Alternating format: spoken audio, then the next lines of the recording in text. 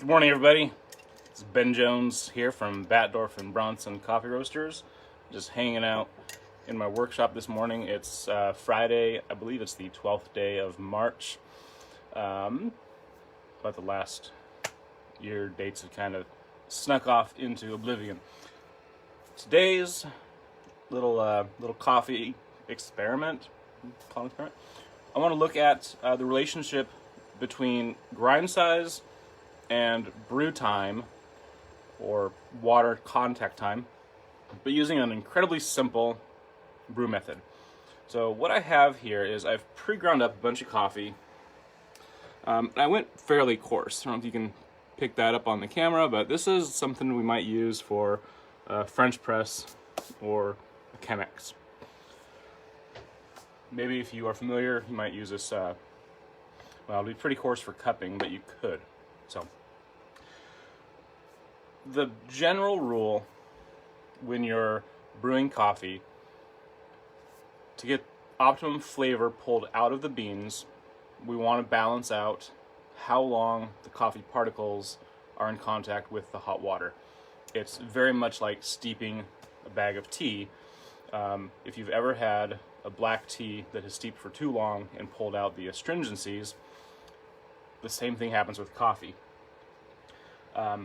A longer steep doesn't necessarily make a stronger cup of coffee. It pulls out flavors beyond what's pleasant. The really cool thing about the coffee bean is that it gives us all the good stuff first. We get the caffeine early on. We tend to get the bright and lively flavors. We get the chocolatey tones. And then we get the sugars. Right after the sugars, typically, we go into the things that taste of burnt matches, rubbing alcohols, medicinal flavors, things that we don't enjoy as much. So the goal here is, when the grind size is very small, to avoid burnt matches, rubbing alcohol, we want our contact time to be very small. It doesn't take much time for the flavors to migrate out of the tiny particles. As those particles grow, we can allow our water contact time to expand with that.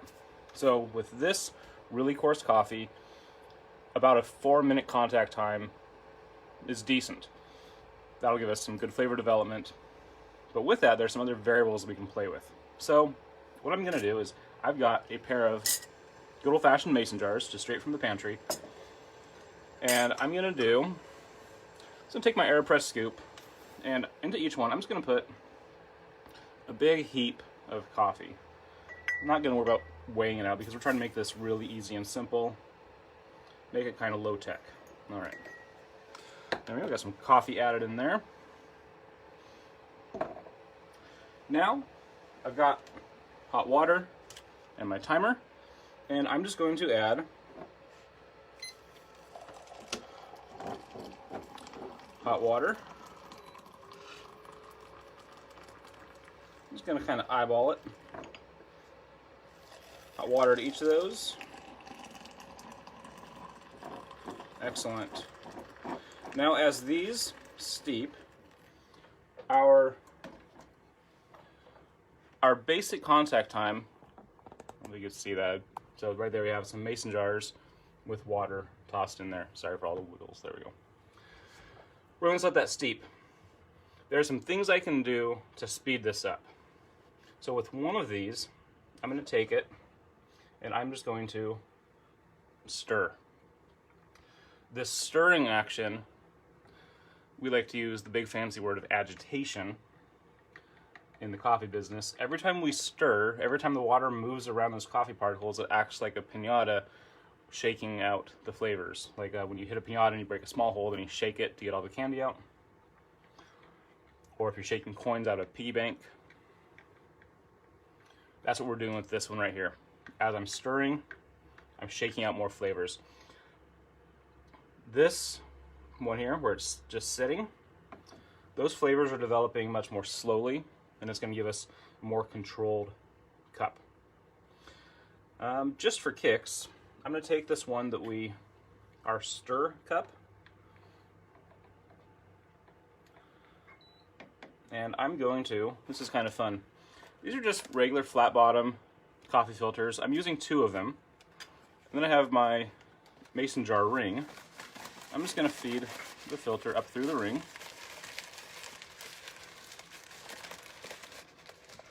Make sure I leave a little skirt sticking out all the way around.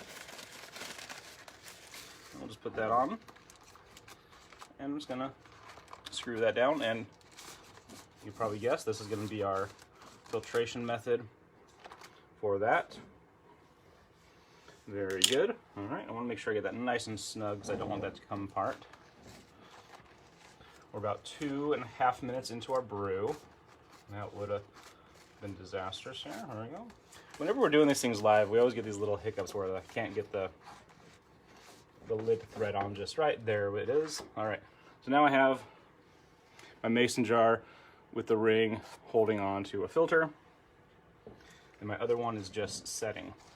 All right, for this one that's just sitting, I'm going to take my regular old mug top pour over, my Melita style filter.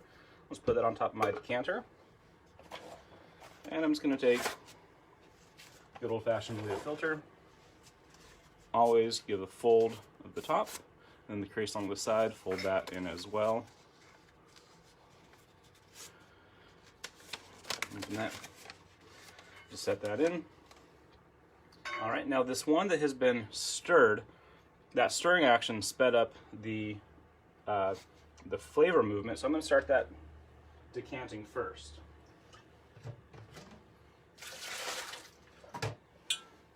I'm just going to decant it into my Chemex because I had it handy.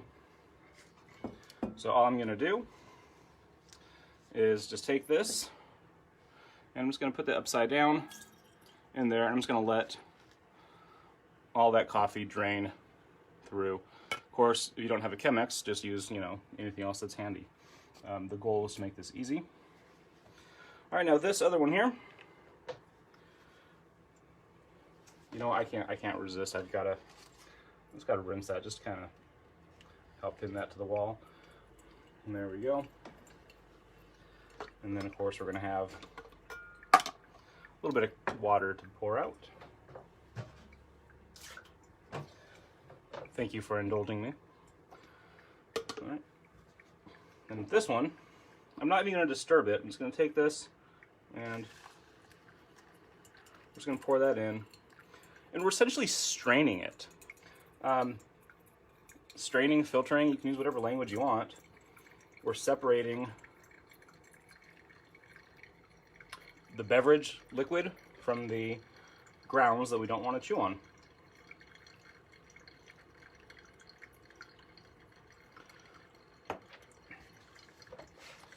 You almost always, I imagine, can find a mason jar. If you don't have a mug top pour over thing, not a worry. You can do like we did here on this one, where we use the metal ring to secure a filter. Your filter media could be anything. You can take, if your coffee's coarse enough, you can use cheesecloth. You can use a cloth napkin. You can use a t-shirt. You can use any kind of scrap of cloth, as long as it's clean. You can get a nice little filter. They do get a little slow sometimes, but the point is we can make a real easy cup of coffee with some patience. Now the contact time on these, with the one that I stirred, remember we pulled all the flavors out, so I'm expecting this one to taste a lot more kind of medicinal, what we call over-extracted. I left that coffee and water in contact probably longer than it really should have. I'm just going to pull that out. There's some coffee here. I'll pour it in my mug. I'm going to have a little taster.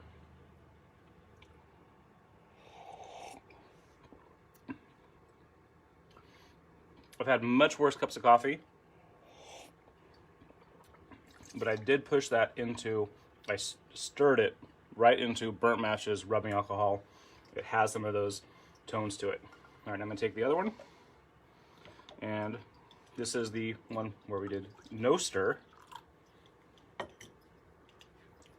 little taster here.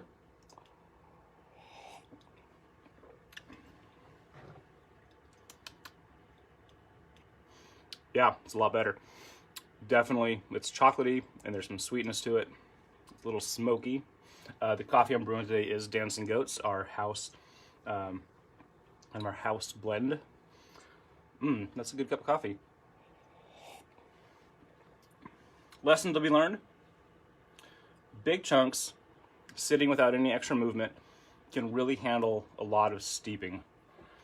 We see this with the French press, where you can actually push your brew times. If you don't stir it, you can push into 10, 12, 15. I have a friend who goes very coarse and over 18 minutes on his French press. So if you are worried about letting it sit for too long, go coarse and don't stir a lot. If you're feeling impatient and you want to get that coffee done quickly, stirring will help pull out more flavors. So stirring in full immersion, where we have everything sitting in a jar, is very easy. You just put in some kind of spoon and stir it. If you're doing a pour over, something like the Chemex or the Kalita Wave, you can get in there and you can stir. It's a little awkward. Typically we control turbulence by how we're pouring from our kettle.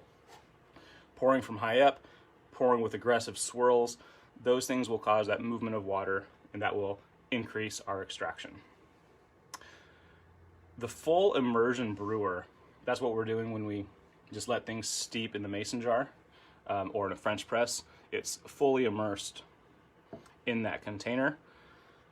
It's a fantastic way to brew a cup of coffee, incredibly simple, and that full immersion lets us get past a lot of challenges that are inherent into percolation or drip through brewing. That's a different chat for another day. But for now,